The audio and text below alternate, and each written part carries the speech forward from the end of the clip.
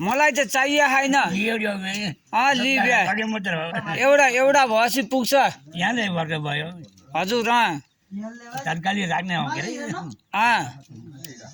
अनि अरू के राख्ने अब कसलाई हो त यो आलेहरू लाग्यो आले ए त्यहाँ लेख